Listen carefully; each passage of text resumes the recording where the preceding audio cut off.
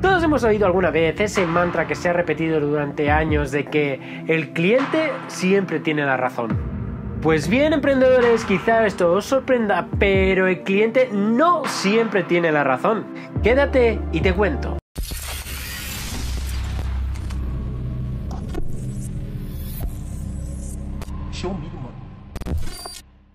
Hay que aclarar algo antes, y es que no estoy diciendo que el cliente siempre esté equivocado.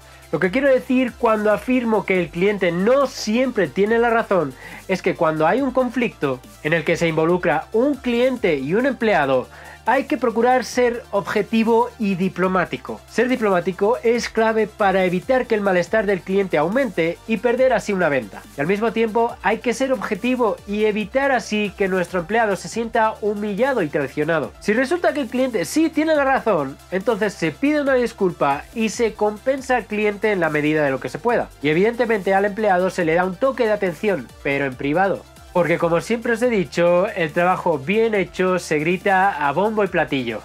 Y el trabajo mal hecho se reprimenda en privado, lejos del ojo público. Pero si resulta que el cliente está equivocado y nuestro empleado en lo cierto, entonces tenemos que poner a prueba nuestro temple diplomático. Y es que en este escenario pueden ocurrir dos opciones. La primera es que se comporte de manera irracional y no atienda a explicaciones. En este caso hay que apoyar a nuestro empleado.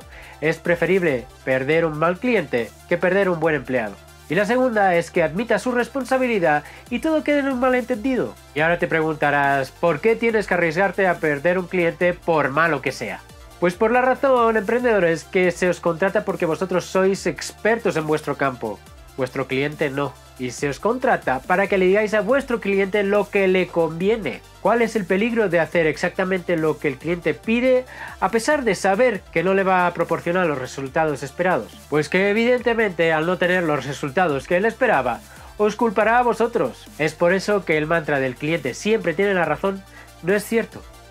Y bueno, emprendedores, eso es todo por hoy. Espero que a partir de ahora apoyéis más a vuestros empleados y os deshagáis de malos clientes. Y si tenéis alguna duda, pregunta o sugerencia, podéis escribirme al correo electrónico que aparece en pantalla o contactarme a través de mis redes sociales. Mi nombre es Adrián Muñoz y este es el blog del emprendedor.